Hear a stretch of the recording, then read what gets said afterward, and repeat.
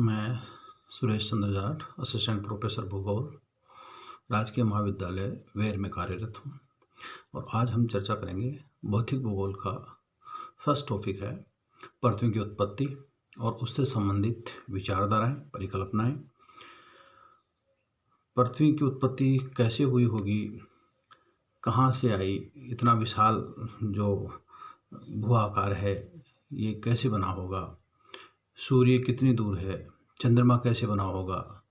सूर्य से जो हमें प्रकाश प्राप्त होता है वो कैसे होता है। इस संबंध में जब से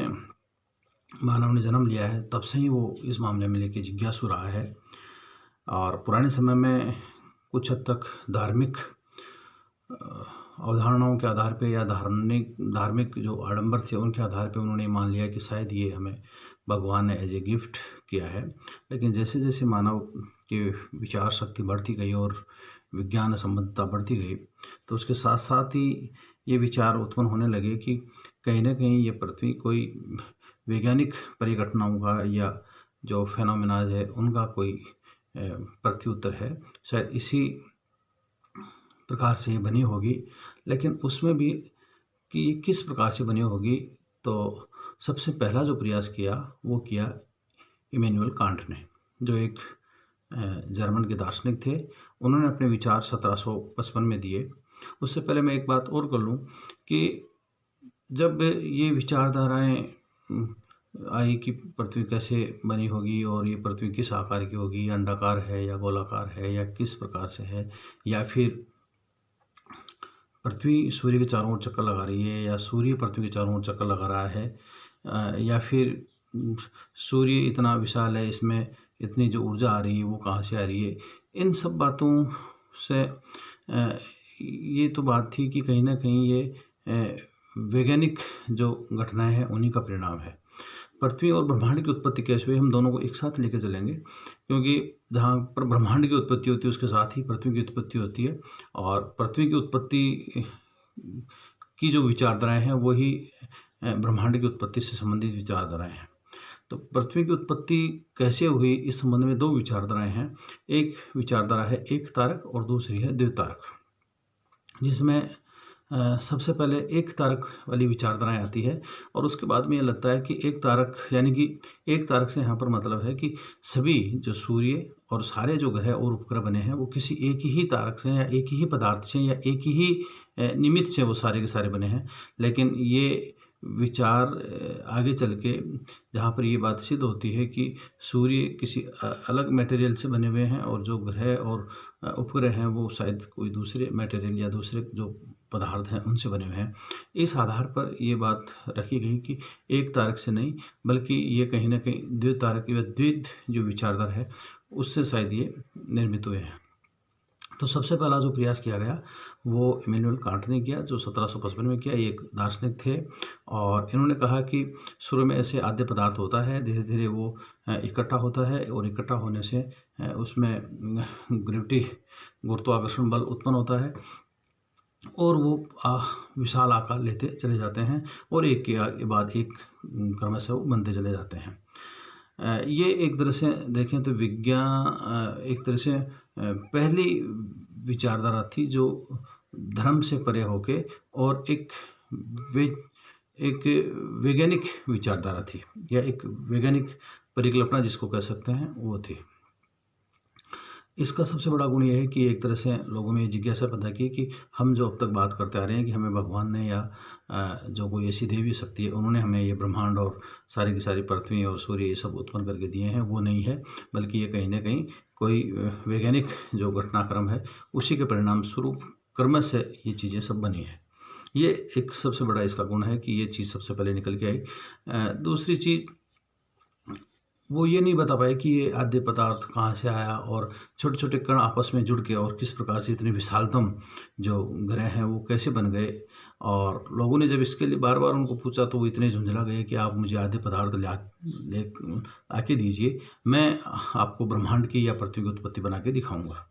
तो वो एज अपने आप में एक दार्शनिक थे, लेकिन फिर भी उन्होंने कहीं ना कहीं विज्ञान सम्मत जो विचारों की एक नींव या फिर एक बीजारोपण किया, ये सबसे महत्वपूर्ण है। उसके बाद में दूसरी विचारधारा आती है, वो आती है फ्रांस के जो विद्वान थे लाप्लास, उन्होंने दी, और उनकी जो परिकल्पना है वो है निहारिका परिकल्पना।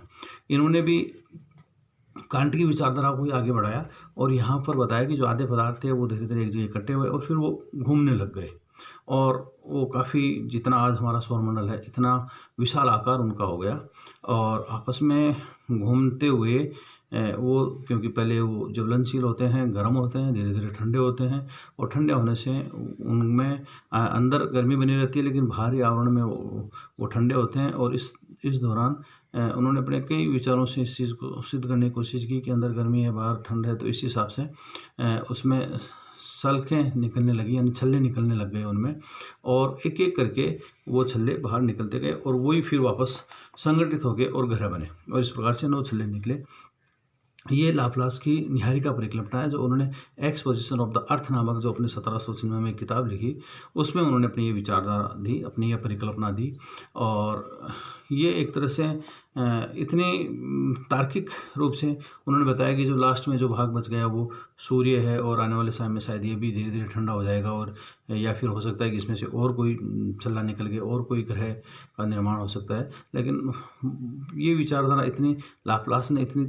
तार्किकता के साथ दी कि वो कई सालों तक सब लोगों के जनमानस में छाई रही कि हाँ, शायद इसी प्रकार से हुआ होगा। इसके भी अपने गुण दोष हैं कि 9 तक ही क्यों रुक गए, और इतना विशाल जो आकार बताया वो संभव नहीं है। फिर एक तरफ कह रहे हैं कि शायद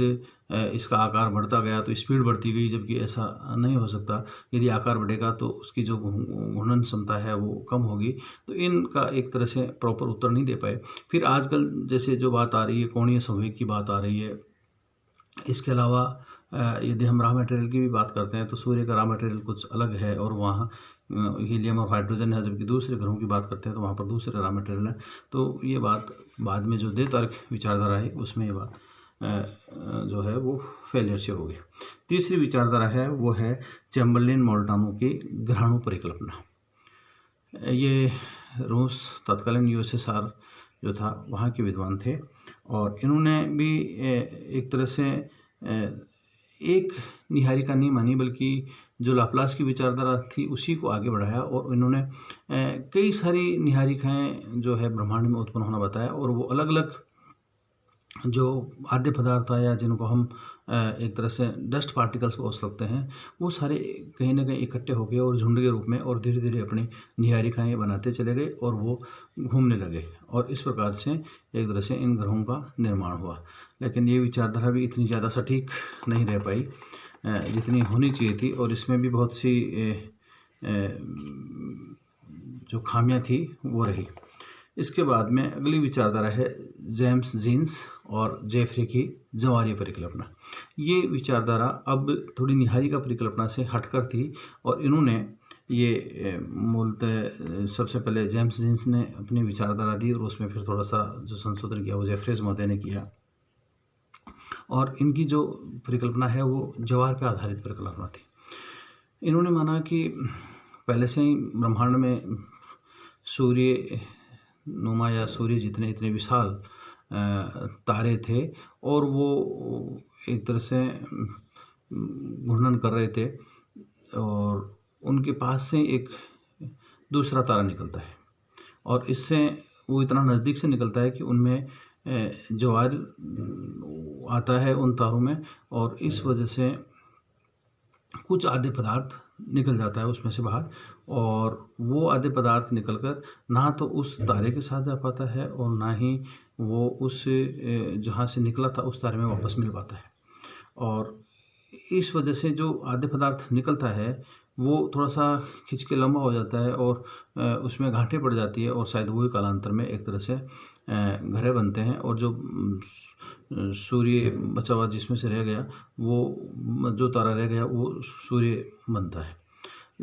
लेकिन ये विचारधारा भी इतनी, या परिकल्पना इतनी नहीं थी कि एक तरह से इतना विशाल जो दूसरा तारा है नज़दीक, और उसमें से इतना आधे पदार्थ निकले, उसके लिए बहुत ज़्यादा गुरुत्वाकर्षण बल की आवश्यकता पड़ती है, और वो इतना नज़दीक हो कि फिर वो या तो उसी में समा जाएगा या फिर जो निकलेगा वो इतना छिटक के इतना बिखर जाएगा कि उसको वापस संगठित होना इतना आसान नहीं होगा, जैसा कि जेम्स ने बताया। लेकिन फिर भी ये विचारधारा भी अपने आप में एक अलग विचार देने वाली परिकल्पना थी। और इस विचारधारा ने जो है वो एक, जैसे इनको शिगारनुमा इसमें बताया कि वो बीच वाले जो ग्रह हैं वो काफ़ी बड़े हैं और दोनों किनारों वाले ग्रह हैं वो काफ़ी छोटे हैं। और काफ़ी हद तक अपनी तार्किकता के आधार पर ये बात समझाने का प्रयास किया कि शायद इस प्रकार से इन ग्रहों और जो सूर्य है इनका निर्माण हुआ होगा। इसके बाद में और बहुत सी विचारधाराएं आती है, जैसे रसेल लेटन की है देहधारी परिकल्पना। इसके अलावा विचारधारा है आफेन की विद्युत चुंबकीय जो एक आवेश के आधार पर जो विचारधारा है वो है। लेकिन ये परिकल्पनाएं इतनी ज़्यादा सटीकता पे फिट नहीं बैठ रही, क्योंकि पृथ्वी कोई छोटा मोटा आकार नहीं है, ये बहुत विशालतम है। और इतना ब्रह्मांड का निर्माण होना और इतना विशाल पूरा सोलर सिस्टम होना और ऐसे असंख्य तारे हैं और उनका अलग अलग पूरा अपना अपना परिवार है, तो इन सब का निर्माण इतना जितना ये सहज बता रहे हैं उतना सहज है नहीं। और इन सब में कई सारी आलोचनाएं वो निकलती रही। लेकिन ओवरऑल ये सब परिकल्पनाएं हैं। परिकल्पना और सिद्धांत में अंतर होता है कि परिकल्पना में केवल और केवल एक आकलन किया जाता है कि शायद ऐसा ऐसा हुआ होगा। सिद्धांत में ये होता है कि जब हम किसी चीज़ को बिल्कुल कसौटी पे खरा उतर लेते हैं कि हाँ ये है, जैसे गुरुत्वाकर्षण का सिद्धांत है कि हम यदि 10 लाख बार भी किसी चीज़ को ऊपर फेंकेंगे तो वो नीचे ही आएगी।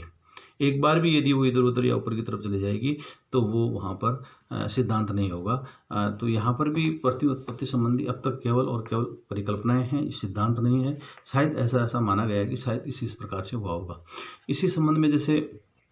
फिर एक विचारधारा और आती है ऑटो स्मिथ की, जो अंतरतालक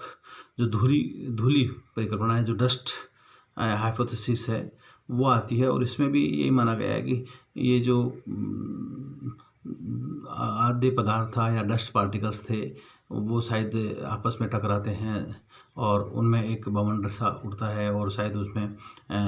ऊर्जा का संचार होता है। वहीं पर उसमें गुरुत्वाकर्षण शक्ति का पैदा होना होता है और इससे सारे संगठित होकर चारों तरफ वहीं घूमने लगते हैं और फिर धीरे धीरे ठंडे होते हैं और इससे गर्म का निर्माण होता है। लेकिन ये विचारधारा भी इतनी ज़्यादा जो परिकल्पना थी ये भी इतनी सटीकता के निकट नहीं है, पूरे उत्तर दे नहीं पाते हैं, क्योंकि हम कोणीय संवेग की बात करते हैं और मास की या द्रव्यमान की बात करते हैं। तो यदि हम केवल और केवल सौर परिवार की बात करें, वैसे ऐसे सौर परिवार पूरे ब्रह्मांड में बहुत से हैं, लेकिन फिर भी केवल और केवल हम एक सौर परिवार की बात करें तो जो कोणीय संवेग है वो 98% जो है वो ग्रहों में है, जबकि केवल और केवल सूर्य में जो है वो करीब करीब 2% है। यदि हम इसका द्रव्यमान की बात करें या मास की बात करें तो ये जस्ट उल्टा है, जो एक तरह से कहीं ना कहीं हम ये चीज़ बताएं कि शायद इस प्रकार से एक ही उन चीज़ों से हुई होगी तो वो चीज़ वहाँ पर सटीक नहीं बैठ पाती है। इसके अलावा नौवा परिकल्पना है हॉयल की, वो भी ज़्यादा ठीक नहीं है।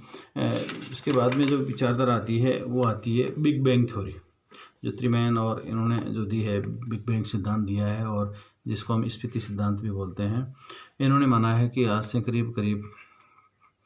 1300 करोड़ या 13 अरब या 15 अरब के करीब करीब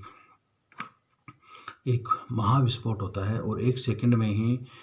एक सेकंड के विश्व में इस समय ही वो इतनी विशाल तेज़ी से